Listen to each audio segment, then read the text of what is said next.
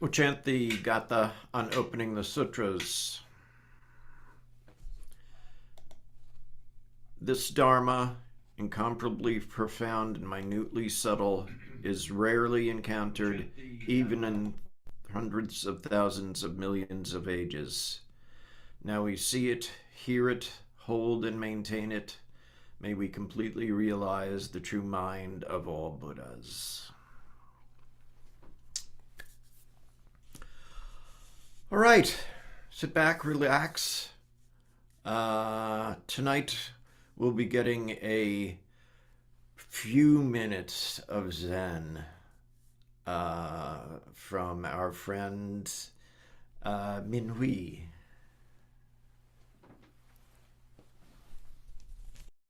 Thank you.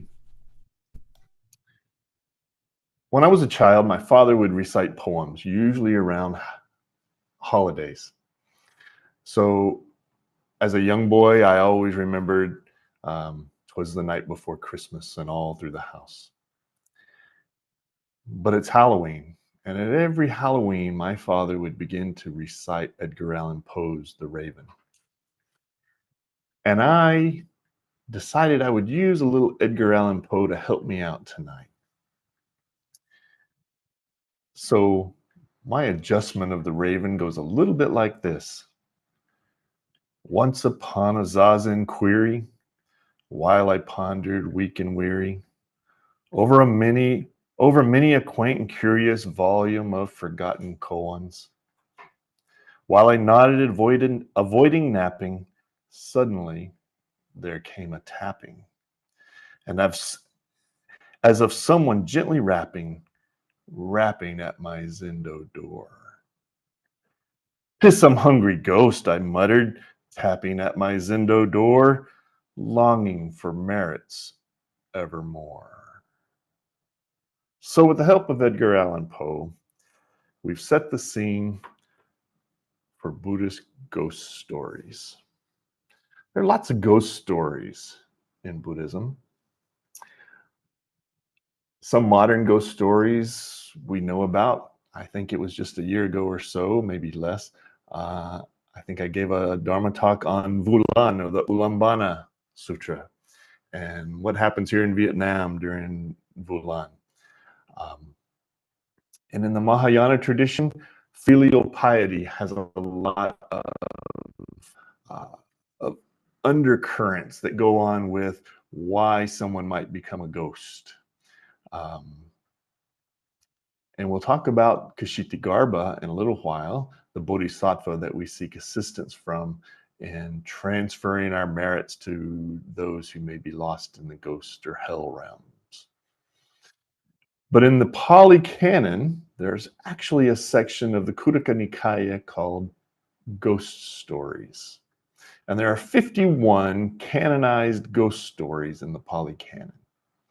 And I've picked a few of those tonight, maybe to shock you a little bit, maybe to just give you a little flavor of what they talked about in their ghost stories. But in the Petavatu, that literally means ghost stories, number 43 goes like this.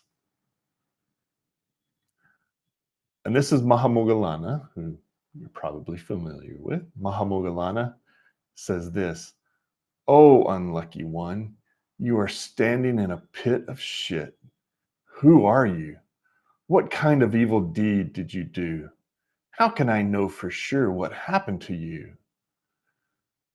Bante, I am a ghost. As a result of my evil deeds, I have been born into this ghost world. I am suffering very much." To which Bante Mahamoggallana responded, "What kind of evil deed did you do by body, speech, or mind to suffer like this?" "When I was in the human world, I let a monk stay in my house. The monk was very greedy and jealous of his supporters. He insulted good monks. I listened to that evil monk's words. Following him, I too insulted good monks. That is the evil deed I did from which I was reborn in the ghost world." Moggallana replied, You associated with that evil monk thinking he was a good friend? What happened to the monk after death? Bante, that evil monk has also been born in the ghost world. He is suffering in the same pit of shit where I suffer. I am standing on his head. He lives as a servant to me here. Bante, I have to eat other people's shit while he has to eat mine. Wow, what a ghost story. So that's number 43 of the ghost stories of the Pali Canon. Number 44 is almost exactly the same story, but it's a woman instead of a man. Um, if you see my backdrop here, you see what in the Chinese tradition, if I can move my head just a little bit, you see what a hungry ghost looks like in their mythology. The hungry ghost is usually has a very small neck where they can't choke down food at all. And so even small grains of rice will be thrown to them in ceremonies, hoping that they can eat even just a small grain of rice. And then they have a big overextended belly that shows that they're always hungry. Um, so that gives you a little bit of an idea. There's some other ones where it shows that they're eating coals, uh, and or there's a stick with fire being shoved down their throats. There's lots of these visualizations that you can see from the East Asian traditions of hungry ghosts and what they are. But again, going back to the Pali tradition, um, there are, if I can pull it up real quick, there's another one from the Petavatu, the ghost stories, called The Eater of Five Sons. Upon seeing a ghost, a monk asks, "You are naked and very ugly. Your body is very smelly. You're surrounded by flies.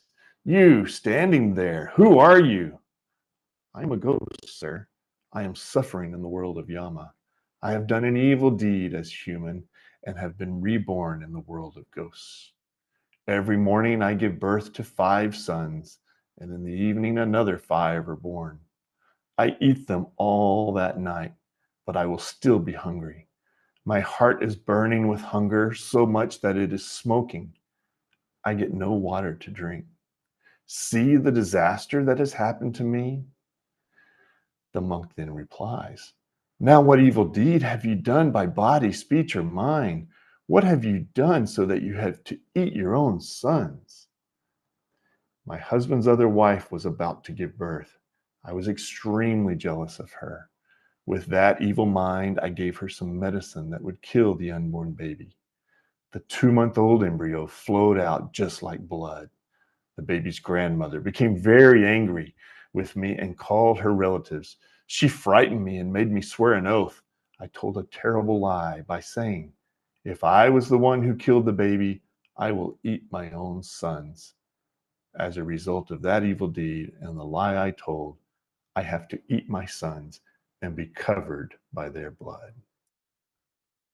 What horrible stories um, appear in these ghost stories. Um, but they all point to the same things. They point to people doing evil deeds in life. Usually, the evil deeds are against a holy person or an innocent person, or they show a lot of greed, and the person is then reborn into the hell realms. A lot of these same traditions followed along in the as Buddhism moved further and further east into East Asia, and it met a lot of local traditions too. Uh, Confucian and Taoist thoughts of um, children needing to show filial piety. And from this tradition of filial piety rose the tradition and the sutra about Kshitigarbha, whom we in our tradition um, chant to Jijang Bosal. So in Korean, the Bodhisattva Kshitigarbha is called Jijang, Bosal meaning Bodhisattva. Uh, that is Dijang in Chinese, and Jizang in Japanese. So the idea of this very pious bodhisattva who had promised to spend his repeated life vowing never to attain Buddhahood until he saves all sentient beings. And usually the story goes he vows to save them from the hell realms. So in order to come out of this pit of despair that we were talking about, these hungry ghosts from the ghost stories of the Pali Canon, we have several wonderful sutras in the East Asian traditions about filial piety. But one is the great sutra about Kshitigarbha. So in the Kshitigarbha Bodhisattva Sutra, we learn two stories about who was Kshitigarbha and how did he come to be this great bodhisattva. And so in that sutra, there are two stories. The first story is that there was many countless eons ago, kalpas ago, there were two kings, and they lived in kingdoms side by side. And these were two righteous kings, wheel-turning monarchs, they may have been called. And they served their people very well and were very devout to the Dharma. And in their lifetimes, one vowed to become the next Buddha, and the other vowed that he would never attain Buddhahood until he was able to save all of his citizens from suffering and despair. The one who vowed to become a Buddha became the Buddha of the next dispensation. But the one who vowed to save all of his citizens became Kshitigarbha. And then the other story that's told is about a young girl who's the daughter of a Brahmin, and her mother had passed away when she was very young, and she didn't know why, but she was always dedicating merit to her mother. One day, the Buddha of her dispensation was passing through town, and she went to the Buddha and she asked the Buddha, "How can I help my mother? I know she's in hell. I want to relieve her suffering. My father tells me basically that she was not a good person, but she's still my mother." Again, we see this filial piety coming into the story of East Asia sutras. And the Buddha instructed her what to do, and so and it was to pay homage to this Buddha for every day, and so to dedicate her practice to this one Buddha, and it would save her mother from the depths of hell. So this young girl went and bought a painting of the Buddha and had the Buddha hanging in her house, and she dedicated all of her practice towards this Buddha. And when the Buddha came back through town, passing through with his sangha of monks, she asked the Buddha, hey, I've been doing this just as you instructed me. What's the status of my mother? And the Buddha said, your mother will be reborn as a son of the servant of one of in your household. Unfortunately, your mother still has a lot of karma left to burn off, and she will only live to be 13 years old. This boy will only live to be 13 years old. And sure enough, within about a year, a son was born to the neighbors, to the servants of this young girl. And when the servant boy was old enough, he told her the story of her mother.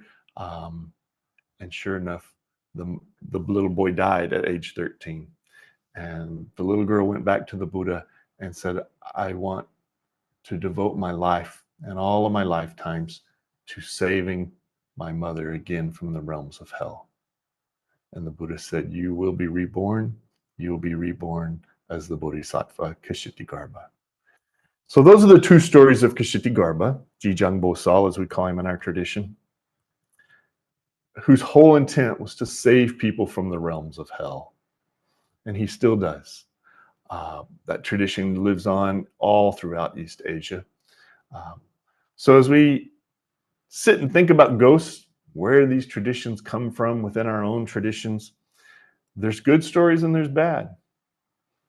But in the end, they all point to living a good life, following the life of gratitude, generosity, helping other people, living by the six perfections. And when we do, we save ourselves and we save those whom we dedicate our merit to from the depths of hell. Thank you. Thank you for your teaching. As Wan Hyo was known to say, you can't save hell beings without going to hell, which may have been somewhat ironic on his part. We don't know, but it sounds about right to me. So we'll go on with our next period of meditation.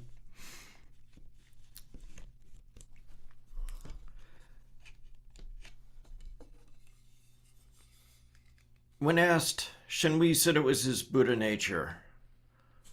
Why did the sixth patriarch admonish him?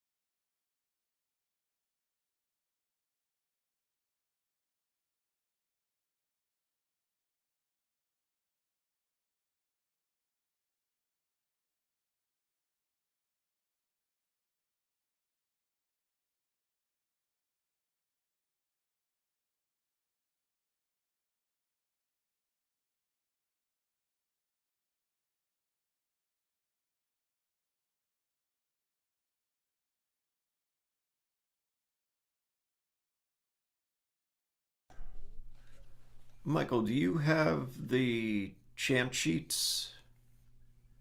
I do not.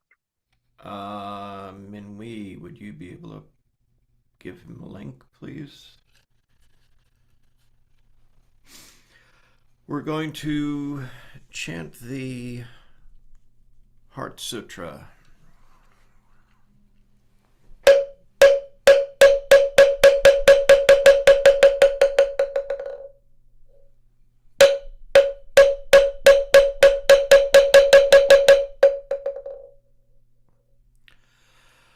Ma prajna paramita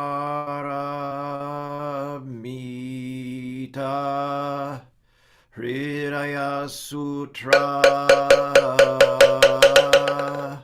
Avalokiteshvara Bodhisattva when practicing deeply the Prajnaparamita perceives that all five skandhas are empty and is safe from all suffering and distress.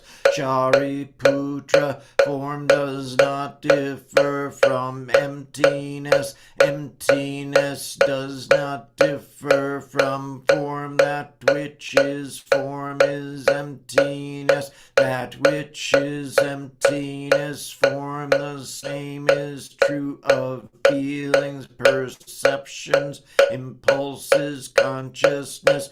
Shariputra, all dharmas are marked with emptiness. They do not appear or disappear, are not tainted or pure, do not increase or decrease. Therefore, in emptiness, no form, no feelings, perceptions, impulses, consciousness, no eyes, no ears, no nose, no tongue, no body, no mind, no color, no sound, no smell, no taste, no touch, no object of mind, no realm of eyes, and so forth until no realm of mind consciousness, no ignorance, and also no extinction of it, and so forth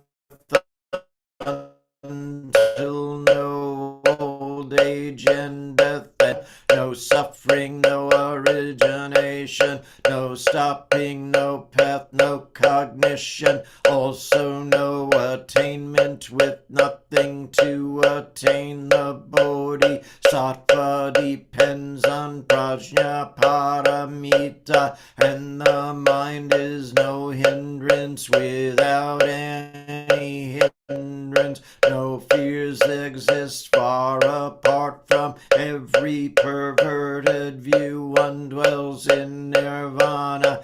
In the three worlds, all Buddhas depend on prajnaparamita and attain anuttara samyak sambodhi. Therefore know that prajnaparamita is the great transcendent mantra, is the great bright mantra, is the utmost mantra, is the supreme mantra, which is able to relieve all suffering and is true, not false. So proclaim the prajnaparamita mantra. Proclaim the mantra which says Gate Gate Para Gate Parasamgate Bodhisvaha Gate Gate Para Gate Parasamgate Bodhisvaha Gate Gate Para Gate Parasamgate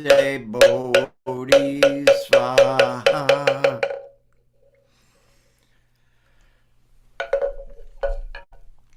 We'll follow in Jigjang Bosal's footsteps and dedicate merit.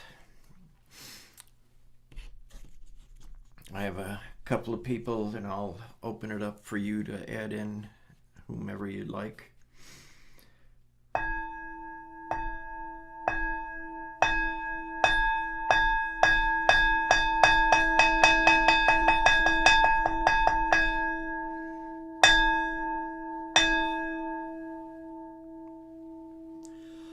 All sentient beings are one seamless body and pass quickly from birth to death. We remember those who cared for us and are gone.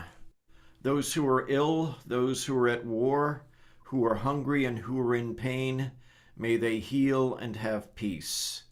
We especially dedicate our service to Mike Gingy Wood, Brad Hunter,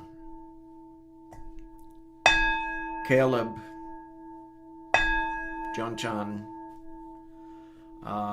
Anyone you'd like to add in? Ken.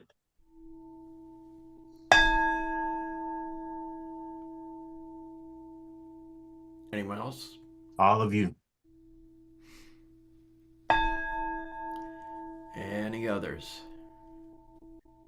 Special one for Palestine prisoners, and since it's the honoring our dead, my friend Shirley and my grandma. Thank you. All sentient beings in the 10 directions, subject to the greed, hatred, and delusions of themselves and others.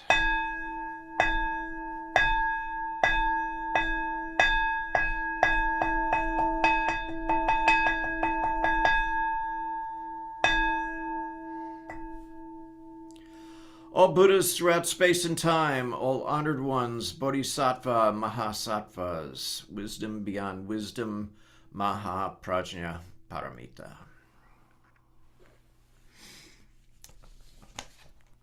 And we'll chant our faith in practice vow.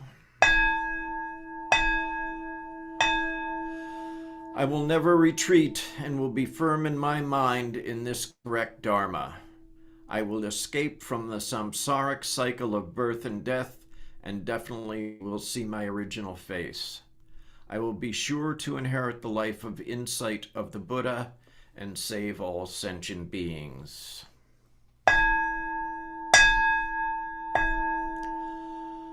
Brother Hengdal. The spiritual source shines clear in the light. The branching streams flow on in the dark. Infinite realms of light and dark convey the Buddha Tao. Birds and trees and stars and we ourselves come forth in perfect harmony. We practice and recite this for all beings, in grateful thanks to our many guides along the way. And we'll recite the 4 great Bodhisattva vows. Sentient beings are numberless. We vow to help them all. Delusions are countless. We vow to see through them all. Opportunities to awaken are infinite. We vow to embrace them all. The Buddha way is endless. We vow to embody it.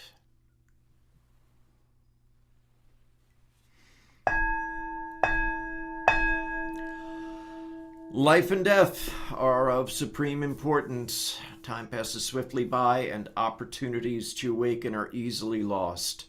Strive to realize your true nature and do not squander your time by night or day.